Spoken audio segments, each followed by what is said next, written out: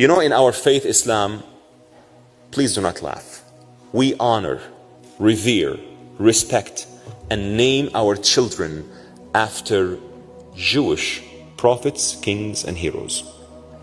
I know it sounds a bit funny, but this is the truth. And I'm so sure you can find someone in the protest outside who would say, death to Israel, or death to, from the river to the sea, or Jerusalem is the capital of Palestine. And you ask him, may I know your name, my friend? It happened to me once. My name is Dawood, of course, and I'm a proud Muslim. His name is Dawood, the Arabic version of David. He is named after the king of Israel who proclaimed Jerusalem as the capital of ancient Israel. You can laugh, yeah, it is laughable. Or you can meet another Muslim outside who is so angry at the Jews and at the Zionist state, and his name is Yunus. But he doesn't know that his name comes from the Greek form Eunas, which comes from the Hebrew Jonah or Yonah, which means a dove, who was one of the most Zionist prophets in the Bible. The Quran praised him so much, but the Quran doesn't give the details. The Jonah refused the message of God to go to Nineveh to ask for the repentance, because Nineveh was the capital of Assyria and they were the enemies of Israel. How could you, my Lord, send me to the enemies of my people Israel to ask for the repentance? And I know for sure that you would accept the repentance. I am not gonna go. I'm gonna flee to Tarshish.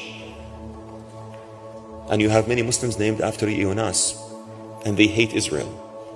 The son of the Houthis, his name is Jibril al-Houthi. You know, Jibril has no meaning in Arabic, but in Hebrew, Gever El, the man of God. He is named after the archangel Gabriel, who has a Hebrew name, and their slogan says, death to the Jews. Find the irony. This is what I say, the ignorance that we have in the Muslim, in the Arab world, that we need to fix. We need to connect the dots to tell people that, hold on, Jews are not foreign colonialists in their ancestral homeland. The Jewish people are not foreign colonialists. They are indigenous to this land. And anyone who says otherwise, tell them, please tell me where the word Jew comes from. They were never called Jews before 586 BCE. You know what they were called? Hebrews. Even Jonah, when he was asked by the people on the ship, who are you? You're causing lots of trouble in the sea. Says, Ivri Anochi, only a Hebrew. They were always called the Hebrews. But after 586 BCE, when the Babylonians captured the people of Israel from the portion of the land that was called Judea, they asked them, where are you guys from? They said, we come from Judea. We are the Jews.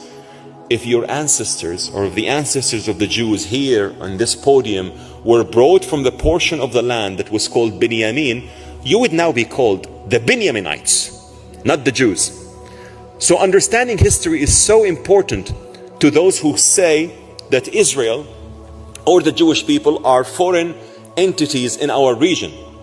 I was 2 days ago in Rome, and I went to the Colosseum, and I was so astonished when I saw the Arch of Titus. You know why?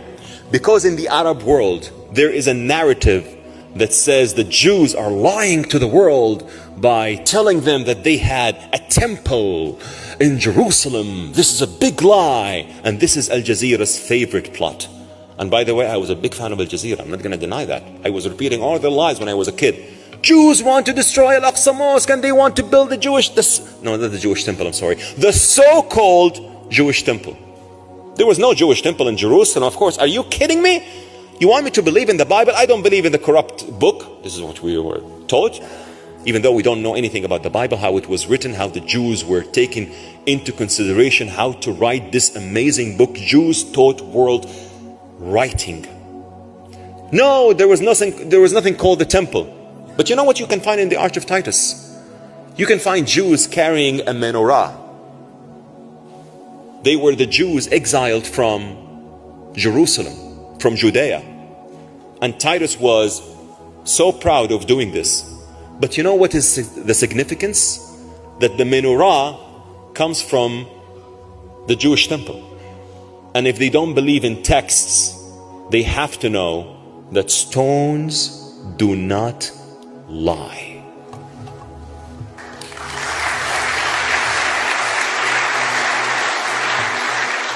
So, I want to conclude with something other than education, but I believe education is a very, very, very important thing to do.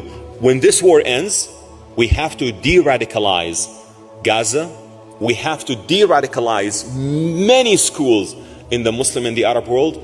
But I please want you to know that the Arab voices that support peace in the Middle East,